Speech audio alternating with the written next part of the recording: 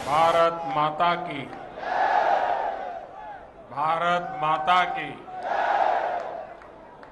मध्य प्रदेश के राज्यपाल श्रीमान मंगूभाई पटेल, मुख्यमंत्री भाई शिवराज जी,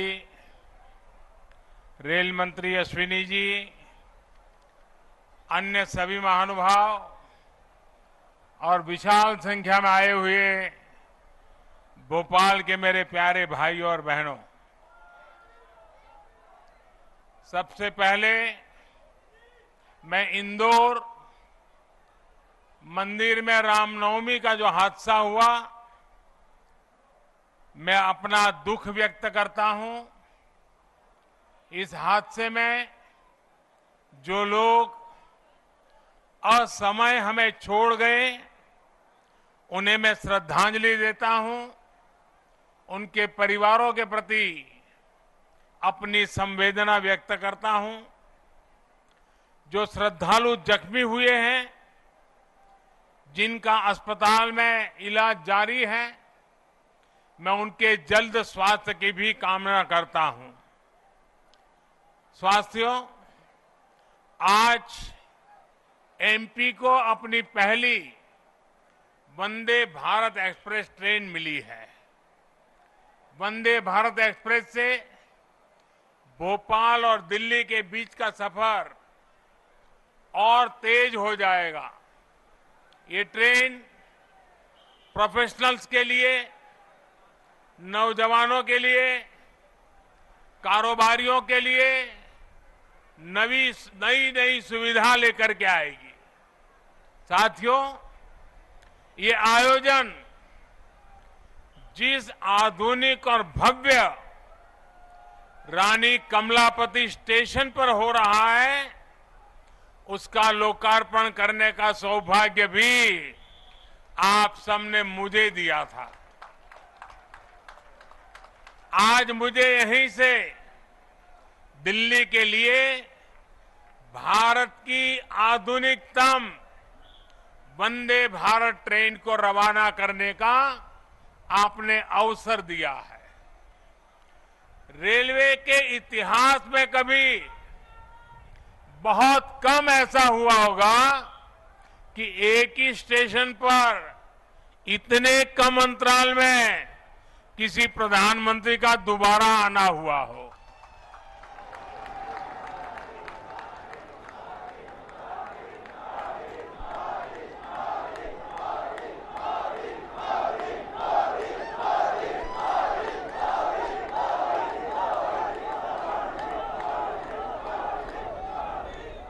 लेकिन आधुनिक भारत में नई व्यवस्थाएं बन रही है, नई परंपराएं बन रही है। आज का कार्यक्रम इसी का भी एक उत्तम उदाहरण है। साथियों, अभी यहां मैंने जो यात्री के रूप में हमारे स्कूल के बच्चे जा रहे थे, कुछ पल उनके बीच बताया, उनसे संवाद भी किया। उनके भीतर इस ट्रेन को लेकर जो उत्सुकता थी, उमंग थी, वो देखने योग्य थी। यानी एक तरह से वंदे भारत ट्रेन विकसित होते भारत की उमंग और तरंग का प्रतीक है। और आज जब ये कार्यक्रम तय होता था, तो मुझे बताया गया कि 1 तारीख को कार्यक्रम है। मैंने कहा, भाई 1 अप्रैल को क्यों रखते हो?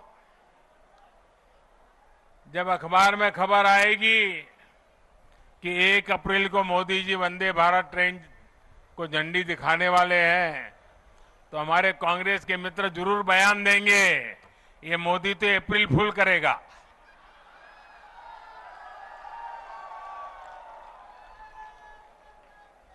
लेकिन आप देखते हैं 1 अप्रैल को ही ये ट्रेन चल पड़ी है।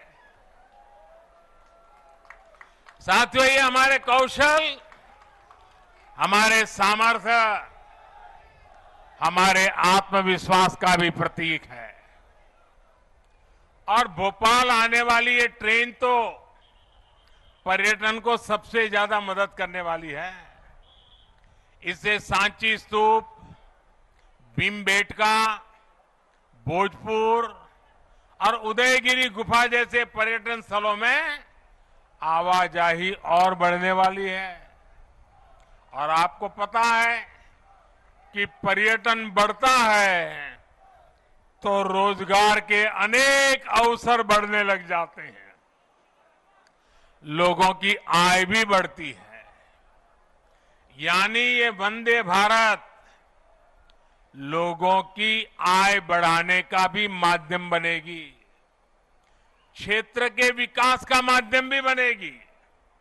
साथियों, 21वीं सदी का भारत अब नई सोच, नए अप्रोच के साथ काम कर रहा है।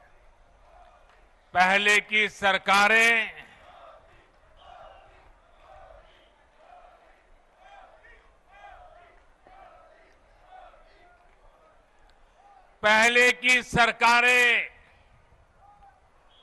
तुष्टीकरण में ही इतना व्यस्त रही कि देशवासियों के संतुष्टीकरण पर उनका ध्यान ही नहीं गया। वे वोट बैंक के तुष्टीकरण में जुटे हुए थे। हम देशवासियों के संतुष्टीकरण में समर्पित है। पहले की सरकारों में एक और बात पर बड़ा जोर रहा, वो देश के एक ही परिवार को देश का प्रथम परिवार मानती रही। देश के गरीब परिवार, देश के मध्यम वर्गीय परिवार, उन्होंने अपने हाल पर ही छोड़ दिया था। इन परिवारों की आशाएं, अपेक्षाएं, उन्हें पूछने वाला ही कोई नहीं था। इसका जीता जागता उदाहरण रही है हमारी भारतीय रेल। भारतीय रेलवे दरअसल सामान्य भारतीय परिवार की सवारी है। माता, पिता, बच्चे, दादा, दादी, नाना, नानी सबको इकट्ठे जाना हो तो दशकों से लोगों का सबसे बड़ा साधन रेल रही है। क्या सामान्य भारतीय परिवार की इस सवारी को समय के साथ आधुनिक नहीं किया जाना चाहिए था? क्या रेलवे को ऐसे ही बदहाल छोड़ देना सही था? साथियों, आजादी के बाद भारत को एक बनाया बहुत बड़ा रेलवे नेटवर्क मिला था। तब की सरकारें चाहती तो बहुत तेजी से रेलवे को आधुनिक बना सकती थी, लेकिन राजनीतिक स्वार्थ के लिए, लोक लुभावन वादों के लिए रेलवे के विकास को ही बलि चढ़ा दिया गया। हाल तो ये थी कि आजादी के इतने दशकों बाद भी हमारे नॉर्थ ईस्ट के राज्य ट्रेन से नहीं जुड़े थे। साल 2014 में जब आपने मुझे सेवा का अवसर दिया तो मैंने तय किया कि अब ऐसा नहीं होगा। अब रेलवे का कायाकल्प होके रहेगा। बीते 9 वर्षों में हमारा ये निरंतर प्रयास रहा है कि भारतीय रेल दुनिया का श्रेष्ठ रेल नेटवर्क कैसे बने। साल 2014 से पहले भारतीय रेल को लेकर क्या क्या खबरें आती थी, ये आप भली भांति जानते हैं। इतने बड़े रेल नेटवर्क में जगह जगह हजारों मानव रहित फाटक थे। वहां से अक्सर दुर्घटनाओं की खबरें आती थी। कभी कभी स्कूल के बच्चों की मौत की खबरें दिल दहला देती थी। आज ब्रॉडगेज नेटवर्क मानव रहित फाटकों से मुक्त हो चुका है। पहले ट्रेनों के दुर्घटनाग्रस्त एक्सीडेंट होने और जान माल की हानि की घटनाएं भी आए दिन आती रहती थी। आज भारतीय रेल बहुत अधिक सुरक्षित हुई है। यात्री सुरक्षा को मजबूत देने के लिए रेलवे में मेड इन इंडिया कवच प्रणाली का विस्तार किया जा रहा है। साथियों, सुरक्षा सिर्फ हादसों से ही नहीं है, बल्कि अब सफर के दौरान भी अगर किसी यात्री को शिकायत होती है तो त्वरित कार्रवाई की जाती है। इमरजेंसी की स्थिति में भी बहुत कम समय में सहायता उपलब्ध कराई जाती है। ऐसी व्यवस्था का सबसे अधिक लाभ हमारी बहनों बेटियों को हुआ है। पहले साफ सफाई की शिकायतें भी बहुत कम आती थी। रेलवे स्टेशनों पर थोड़ी देर रुकना भी सजा जैसा लगता था। ऊपर से ट्रेनें कई कई घंटे लेट चला करती थी। आज साफ सफाई भी बेहतर और ट्रेनों के लेट होने की शिकायतें भी निरंतर कम हो रही है।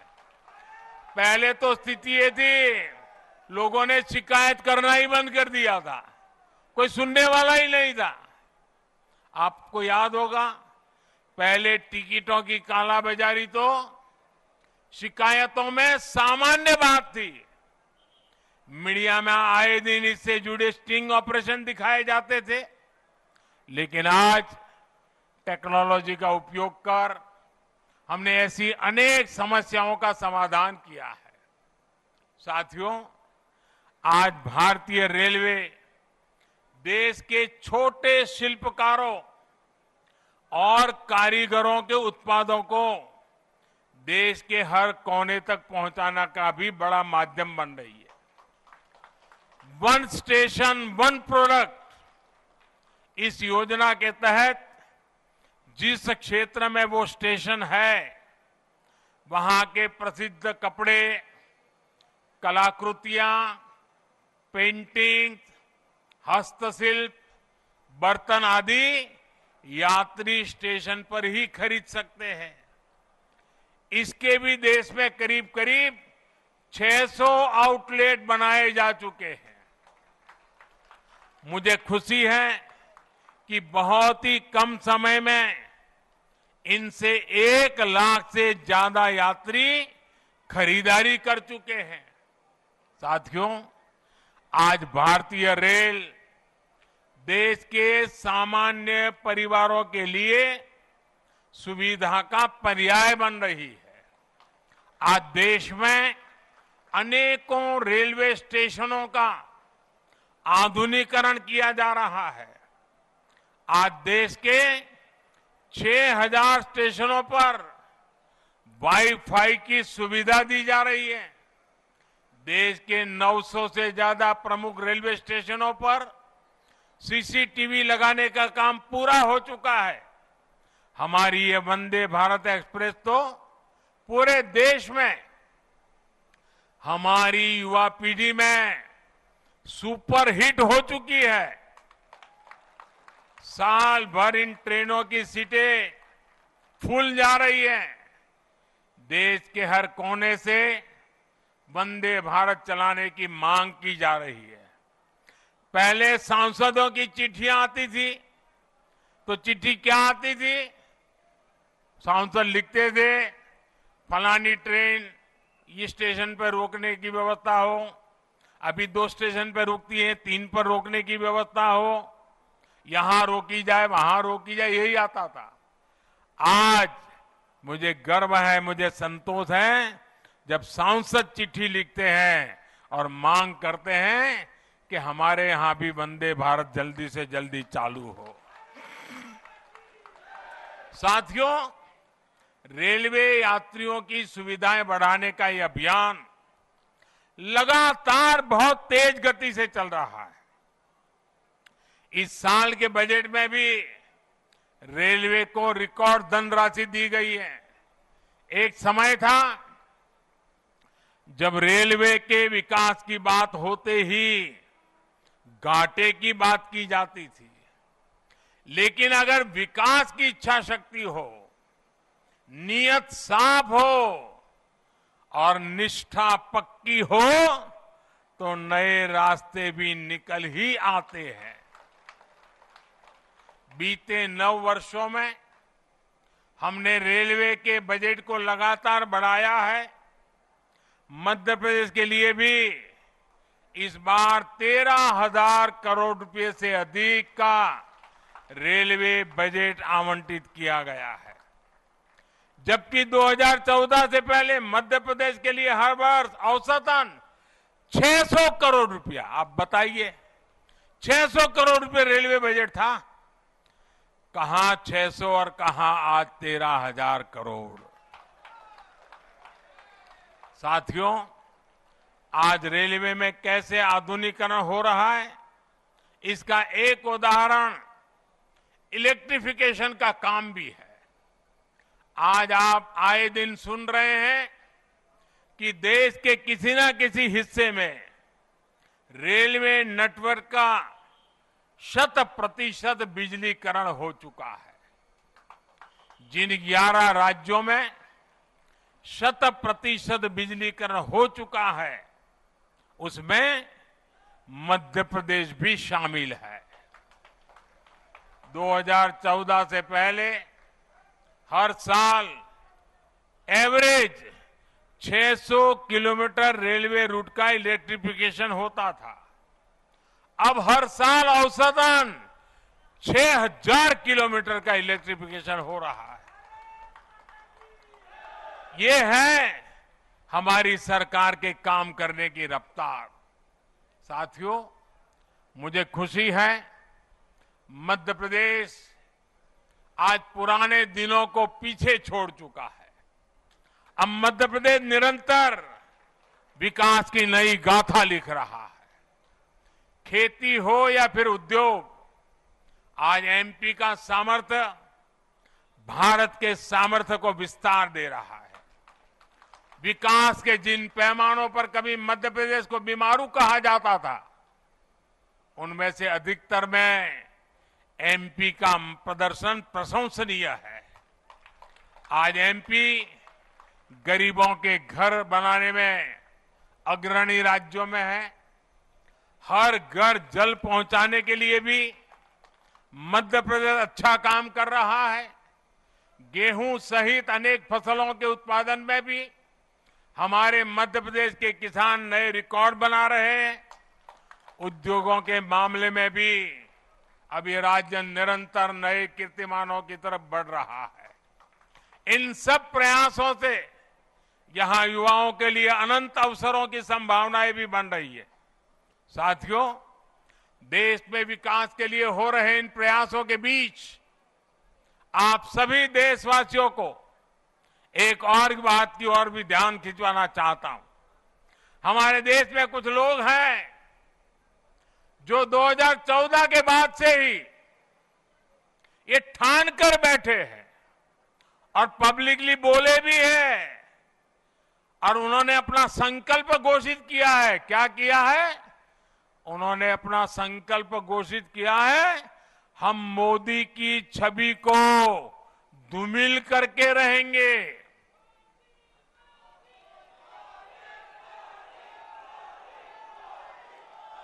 इसके लिए इन लोगों ने भांति भांति के लोगों को सुपारी दे रखी है और खुद भी मोर्चा संभाले हुए हैं।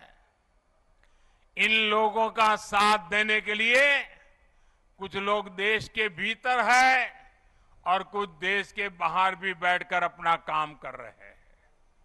ये लोग लगातार कोशिश करते रहे हैं कि किसी तरह मोदी की इमेज को धूमिल कर दें, लेकिन आज भारत के गरीब, भारत का मध्यम वर्ग, भारत के आदिवासी, भारत के दलित, पिछड़े, हर भारतीय आज मोदी का सुरक्षा कवच बना हुआ है। और इसीलिए ये लोग बौखला गए हैं। ये लोग नए नए पैंतरे अपना रहे हैं।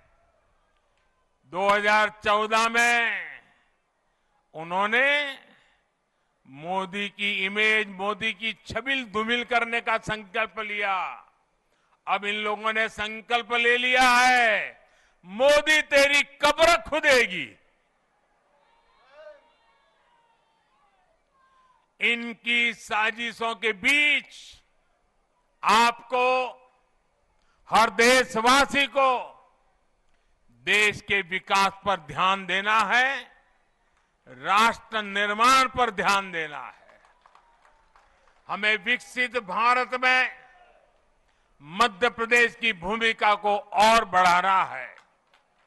ये नई वंदे भारत एक्सप्रेस इसी संकल्प का ही एक हिस्सा है। एक बार फिर मध्य प्रदेश के सभी नागरिक भाइयों बहनों को, भोपाल के नागरिक भाई बहनों को इस आधुनिक ट्रेन के लिए बहुत बहुत बधाई। हम सभी का सफर मंगलमय हो, यही शुभकामना के साथ बहुत बहुत धन्यवाद।